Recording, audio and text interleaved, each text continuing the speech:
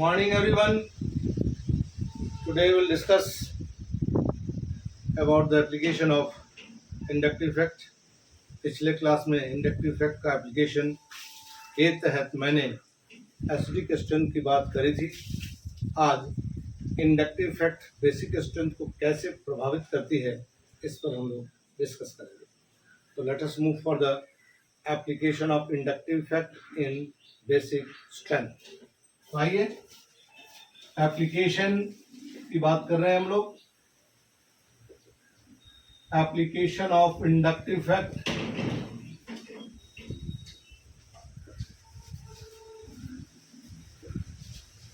इन basic strength.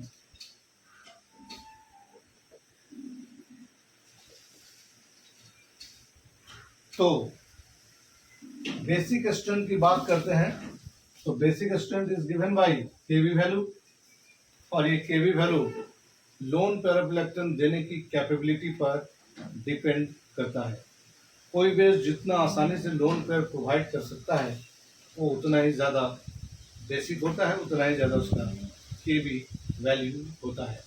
इस loan pair of electron donate करने की कैपेबिलिटी को कंट्रोल करता है हमारा इंडक्टर। वो कैसे, वही हमको इसमें देखना है। तो जैसे हम बात करते हैं बेसिक स्ट्रेंथ की, तो इसमें रूल है plus I effect usually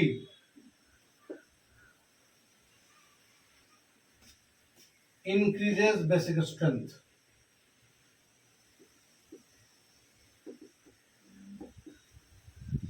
usually basic strength को इंक्रीज कर देता है प्लस आई इफेक्ट। उसका ठीक उल्टा, मतलब जैसे कोई कंपाउंड है बेसिक लाइक अमोनिया, ये लोन पेयर ऑफ इलेक्ट्रॉन दे सकता है।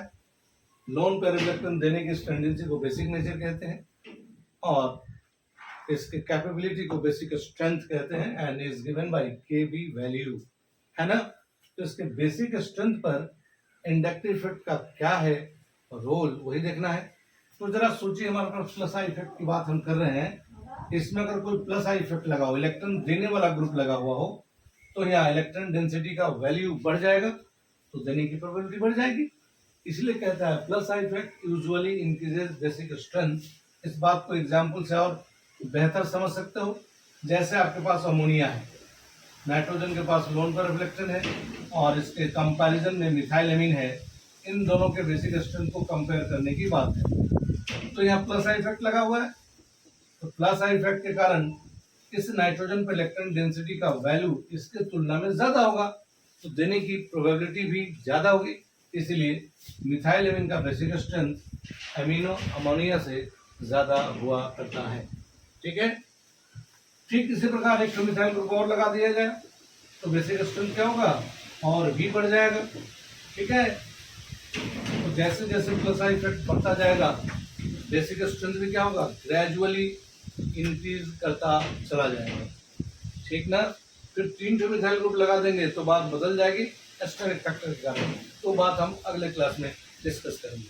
हम ट्राई मिथाइल अमीन की बात अभी यहाँ नहीं कर रहे हैं, एस्टेरिक फैक्टर की बात जब हम करेंगे उस क्लास में इसका डिस्कशन करेंगे। यहाँ सिंपली हम बताएंगे plus I effect usually increases basic strength. ठीक इसका उल्टा माइनस आई इफेक्ट क्या करेंगे, जरा सोचिए। Minus I effect usually decreases basic strength. वो कैसे, एग्जाम्पल से थोड़ा सा इसको समझते हैं हम लोग सिंपल, और उसके बाद बाकी फैक्टर्स को भी हम लोग डिस्कस करेंगे वन बाय वन। तो यहाँ माइनस आई इफेक्ट का एग्जाम्पल अगर लेते हैं, तो मान लो हमारे पास मिथाइल एमीन है प्लस आई वाला, और हमारे पास क्लोरोमिथाइल एमीन है। इन दोनों के बेसिक स्ट्रेंथ को कंपेयर करने की बात है। कैसे कंपेयर करेंगे, नाइट्रोजन दोनों में सेम है ना। यहाँ नाइट्रोजन के साथ मिथाइल ग्रुप लगाया, प्लस आई इफेक्ट इसमें है। ठीक है। और यहाँ कार्बन के साथ क्लोरीन लगाया, माइनस आई इफेक्ट। ये भी माइनस आई इफेक्ट बगल वाले बॉन्ड में ट्रांसफर करेगा, तो यहाँ कौन सा इफेक्ट हुआ, माइनस आई इफेक्ट।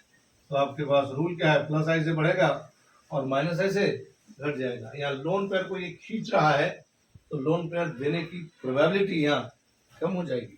तो यहाँ इसीलिए प्लस आई से बेसिक स्ट्रेंथ बढ़ा और माइनस आई से घट गया। तो जैसे जैसे माइनस आई बढ़ता जाएगा बेसिक स्ट्रेंथ ग्रेजुअली डिक्रीज कर जाएगा। तो यहाँ अगर फ्लोरो मिथाइल एमीन की बात हम करें तो बेसिक स्ट्रेंथ ये माइनस आई इफेक्ट और इसमें क्या होगा स्ट्रॉन्गर माइनस इफेक्ट, फलस्वरूप बेसिक स्ट्रेंथ इसका फिर से कम होता चला जाएगा, है ना। तो क्या देखा हमने, प्लस आई इफेक्ट से बेसिक स्ट्रेंथ ग्रेजुअली इंक्रीज करता है और माइनस आई इफेक्ट से ग्रेजुअली बेसिक स्ट्रेंथ डिक्रीज होता चला जाता है। तो जैसे जैसे प्लस आई बढ़ेगा बेसिक स्ट्रेंथ बढ़ेगा और जैसे जैसे माइनस आई बढ़ेगा बेसिक स्ट्रेंथ ग्रेजुअली घटता चला जाएगा, यूजुअली अगर कोई स्टेरिक फैक्टर इसमें लागू नहीं होता है तो। जी हाँ, तो आपने इस बात को नोट करें आप, और आपने क्या देखा, इंडक्टिव इफेक्ट का क्या प्रोमिनेंट रोल है एसिडिक स्ट्रेंथ और बेसिक स्ट्रेंथ में, वो मैंने आपको एप्लीकेशन के तहत बताया, जिससे आप और भी एग्जाम्पल को प्रैक्टिस करके इसके एप्लीकेशन को और बेहतर समझ सकते हैं।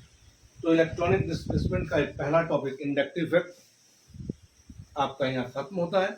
इसके बाद हम लोग स्टार्ट करेंगे मेसोमेरिक इफेक्ट, लेकिन उससे पहले कुछ क्वेश्चंस आपको हम दे रहे हैं, वो क्वेश्चंस आपको आप खुद से सॉल्व करें और फिर।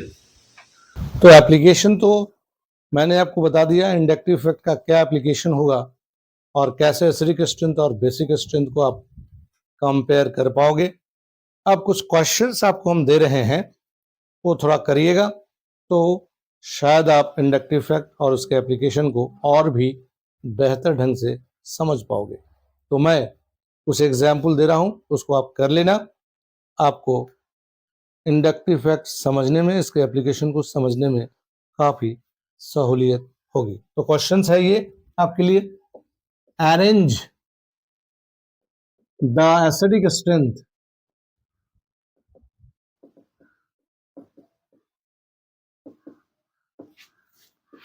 For followings. ये कुछ चार कंपाउंड का ग्रुप में दे रहा हूं, इनके एसिडिक स्ट्रेंथ को कंपेयर करना है आपको।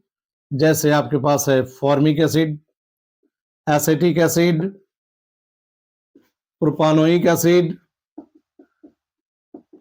और ब्यूटानोइक एसिड। इनके एसिडिक स्ट्रेंथ को कंपेयर करना है आपको।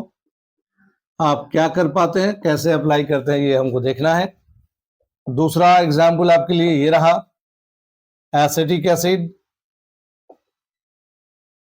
Chloro acetic acid, fluoro acetic acid और ब्रोमो एसिटिक एसिड। इनके एसिडिक स्ट्रेंथ को कंपेयर करना है आपको और बताना है घटता हुआ क्रम या बढ़ता हुआ क्रम के हिसाब से आप अरेंज कर सकते हैं, आपको फ्रीडम है। तीसरा एग्जाम्पल है सीरीज में chloro acetic acid, bromo acetic acid, fluoro acetic acid और आयोडो एसिटिक एसिड। चौथा एग्जाम्पल है आपके पास क्लोरोफॉर्म, ये भी एसिड होता है, bromoform, iodoform, chloroform, bromoform, iodoform और फ्लोरोफॉर्म, सॉरी CF3। ये चारों कंपाउंड को कंपेयर करके आपको बताना है इनका बढ़ता हुआ या घटता हुआ क्रम क्या है। पांचवा एग्जाम्पल आपके लिए ये रहा, ब्यूटानोइक एसिड है, normal butanoic acid, isobutanoic acid आपके सामने है और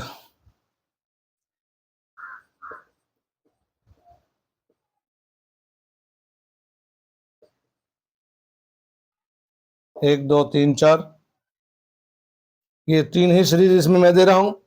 इनके एसिडिक स्ट्रेंथ को कंपेयर करके आपको बताना होगा इनका इंक्रीजिंग ऑर्डर या डिक्रीजिंग ऑर्डर क्या होगा।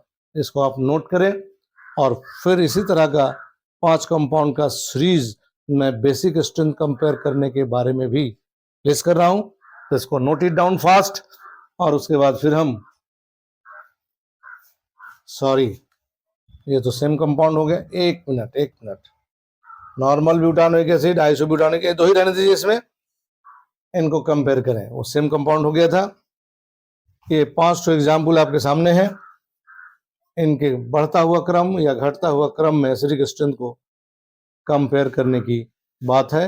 ये टास्क आपके लिए रहा, आप इसको करके देखेंगे और परेशानी होगी तो आप फिर हमसे क्वेरी कर सकते हैं।